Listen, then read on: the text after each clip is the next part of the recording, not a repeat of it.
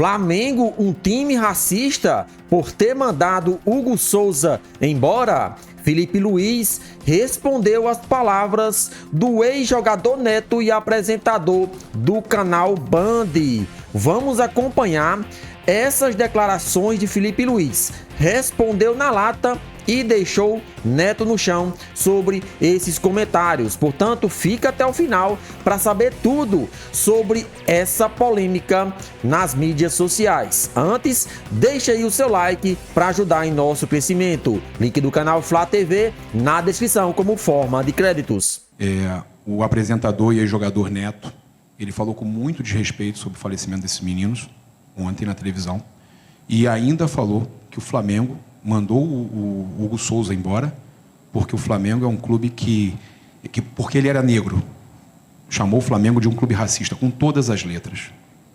E eu queria te dar a oportunidade, porque você está aqui há 6 anos, além de tudo é rubro-negro, mas está aqui há 6 anos e viu como as coisas acontecem aqui. E você pode trazer a verdade. Fique à vontade de falar sobre isso. Sobre os meninos, uma data que temos que lembrar, porque como eu falo sempre, né? Eu jamais vou esquecer, jamais. E eu não estava aqui, mas eu sinto muito esses meninos aqui no ninho, a presença, cada vez que eu entro ali. Hoje, de manhã, até falei com 2 pais, o pai do Bernardo e do Christian, e tem uma conexão. Então, assim, é importante que eles sejam lembrados. Eu acho que os pais, eles querem isso, né? Que é importante para o pai saber que o clube está cuidando com carinho desse assunto, que não aconteceu e pronto, vamos esquecer. Não podemos esquecer. Temos que lembrar que esses meninos, como eu falei, vieram aqui atrás de um sonho e não saíram, né? Voltaram para casa num caixão. Isso é muito triste para quem é pai. E é uma data que temos que lembrar deles, né? A torcida sempre lembra e é importante que eles sejam lembrados. Sobre o Neto, assim, um comentário infeliz. Acredito que ele deve ter sido... Eu não sei o que ele falou, sinceramente. Sobre os meninos, eu não sei. Deve ter sido infeliz. Às vezes, todos cometem erros e não tenho dúvida que se ele falou uma coisa dessas, ele deve estar arrependido e vai se retratar. Não tenho dúvida disso. O Hugo, eu vi ele crescer, eu vi ele evoluir, vi ele ser importante, perder a vaga no time. E ele mesmo, né, não estava bem, e ele mesmo sabia que tinha que sair do time. Eu era companheiro dele, mas é um cara que deu a volta por cima e que conseguiu, quebrou a cara, foi para Portugal, saiu da zona de conforto dele do Rio de Janeiro, mudou as amizades. Um cara que começou a se dedicar para o futebol e hoje deu a volta por cima e já estão falando dele na seleção brasileira. Isso é mérito total do Hugo, né? E quantos outros Hugos ficaram no caminho porque não conseguiram dar a volta por cima como ele. Então, assim, acredito que o Neto deve ter sido simplesmente infeliz porque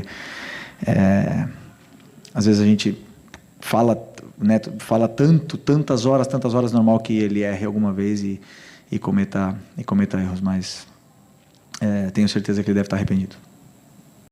Queria que você falasse um pouco sobre o jogo de hoje, né? O pessoal que assistiu achou um jogo ruim, né? E por que foi um jogo ruim na tua visão, ou não foi um jogo ruim?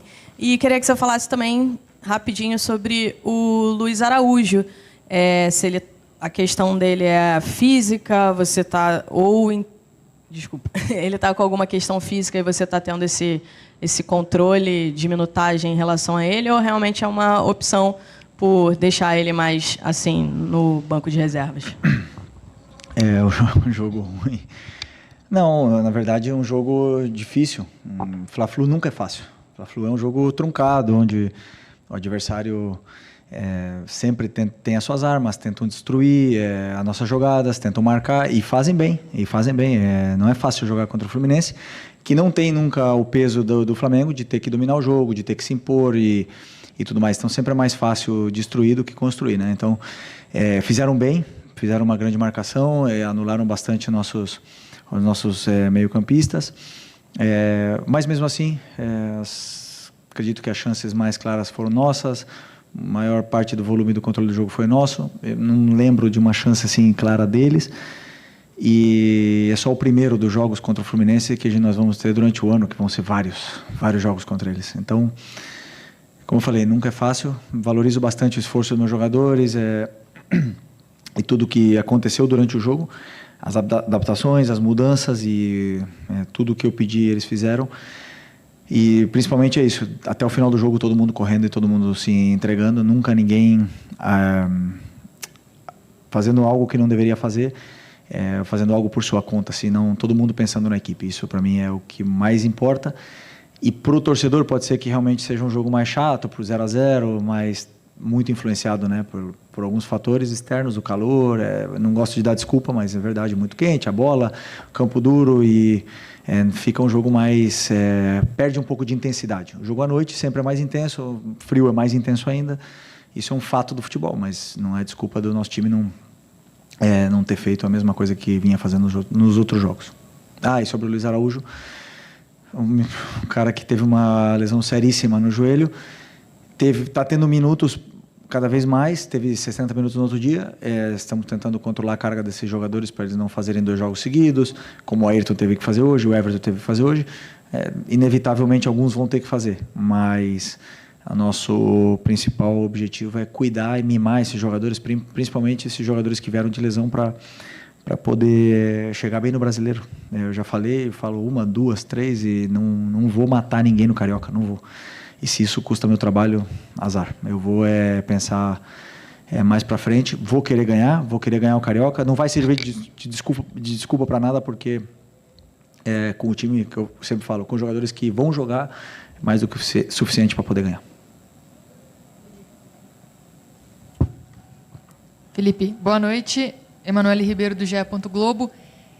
Você falou sobre esses fatores que influenciaram talvez esse jogo chato para o torcedor. Um desses fatores que a gente comentava aqui antes é a falta que fizeram De La Cruz e Arrascaeta, que foram poupados para esse jogo de hoje. A gente sentiu a falta desse meio de campo mais criativo e, com certeza, esses 2 jogadores contribuem muito para isso. Como que pensar o time do Flamengo sem esses 2 jogadores, sem o Arrascaeta, quando ele não tiver à disposição? Qual é a dificuldade para pensar esse meio de campo dessa forma? E você acha que no segundo tempo faltou talvez mais ousadia ali para o Flamengo para tentar levar essa vitória? Quando você fala de Arrascaeta, é um jogador único, um jogador especial, e todo mundo sabe da qualidade que ele tem, e ele vai fazer falta aqui, em qualquer lugar que ele tiver, sempre. Mas esse foi o mesmo time da final, né? E lá não fez falta. Só que hoje, como no resultado não veio, e aí sim a gente começa a falar dos jogadores que não estão. Né? E eu valorizo os que sim tiveram hoje, os que sim se esforçaram, lutaram e fizeram tudo o que eu queria. O meu plano de jogo não funcionou como outras vezes, e é futebol. É futebol. Não consegui dar tempo para o Plata do jeito que ele teve no outro jogo contra o Botafogo, não consegui dar soluções para o Bruno Henrique que ele teve no outro jogo, e acaba que o jogo não ficou tão limpo, né? Eu esqueci mais uma coisa que você me perguntou. Do segundo tempo, começamos muito bem o segundo tempo, muito bem. Segundo tempo a gente começou em cima deles, criando chances, e é claro que tem ajustes que temos que fazer, mas não acredito que tenha faltado ousadia. Tem sim um mérito grande do Fluminense em poder defender, em ser muito agressivo na marcação, fazer bastante faltas, e pararam bastante o jogo, e isso é mérito deles. Oi, Fili, aqui, David Sharp, Antenados na Jogada.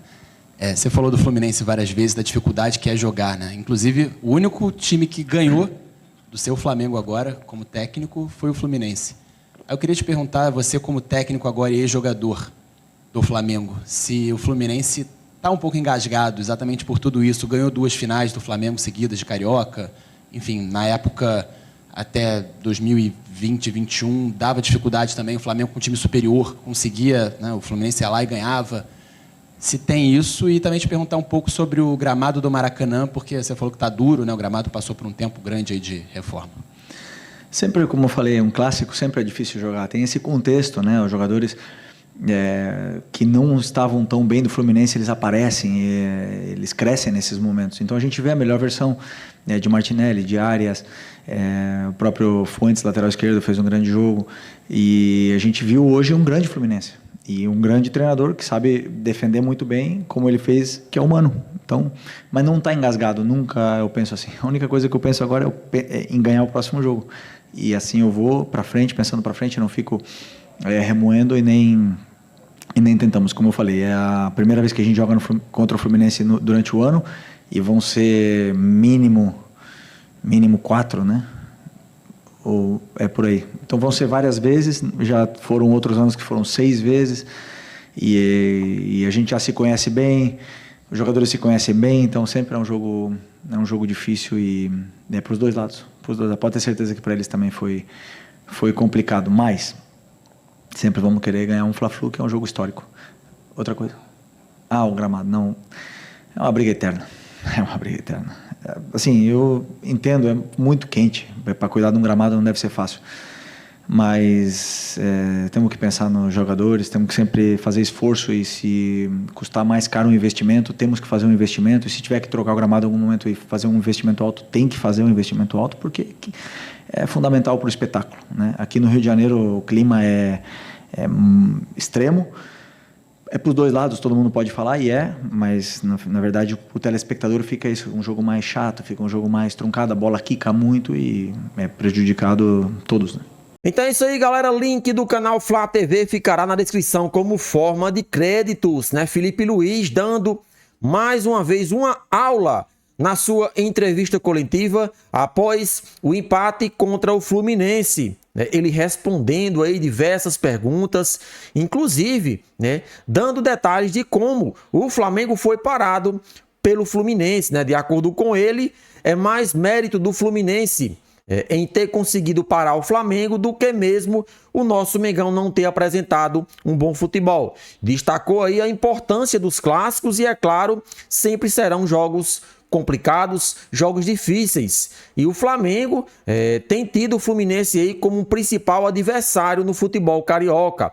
Partidas entre Flamengo e Fluminense sempre são jogos difíceis, jogos complicados e é decidido em detalhes, né? Neste sábado, as duas equipes não conseguiram furar os bloqueios de seus respectivos adversários e assim a partida terminou empatada em 0-0. Ele também explicou sobre a ausência de Arrascaeta e De La Cruz, né? Ele falou que é mais um planejamento a longo prazo, porque De La Cruz e Arrascaeta sofreram recentemente problemas graves de lesões e o seu físico está muito desgastado. Então, por se tratar de jogadores que requer vamos dizer assim, atenção especial, precisa poupá-los em diversos momentos da temporada, principalmente no que diz respeito ao Campeonato Carioca, que está longe de ser a principal competição. Então, de acordo com Filipe Luís,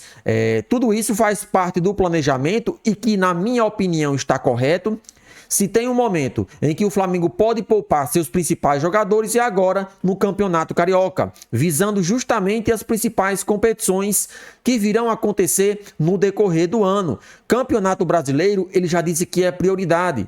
Portanto, provavelmente, o Flamengo vai com o que tem de melhor nesse campeonato, como também na Libertadores da América. Serão os 2 torneios que o Flamengo terá como prioridade para 2025. E Copa do Brasil, pode ter certeza, será equipe totalmente reserva, equipe totalmente mesclada aí e sem nenhuma, vamos dizer assim, pressão.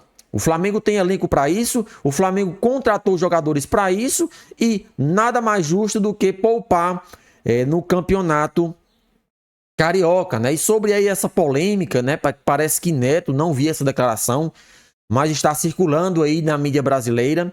Neto falou que o Flamengo seria um pouco racista porque teria mandado o Hugo Souza naquele momento que ele não vivia uma boa fase embora. O Hugo Souza, todos nós sabemos, é um excelente goleiro e deu a volta por cima e nós aqui estamos felizes. Porque por mais que não seja mais atleta do Flamengo, é um ser humano, é um jogador que defende seus direitos, que defende sua igualdade e o Flamengo jamais seria um clube racista. Declaração infeliz, assim como descreveu o Filipe Luís, né? E para o treinador, Neto com certeza vai pedir desculpas em seus programas que ele transmite na Band e é normal. Quem nunca errou que atire a primeira pedra. O Flamengo nunca foi e nunca vai ser um clube racista, pelo contrário. O Flamengo defende todas as raças, né? O Flamengo defende todas as etnias e com certeza tem um exemplo aí a ser seguido, né? Hoje Vinícius Júnior, o melhor jogador do mundo, saiu do Flamengo.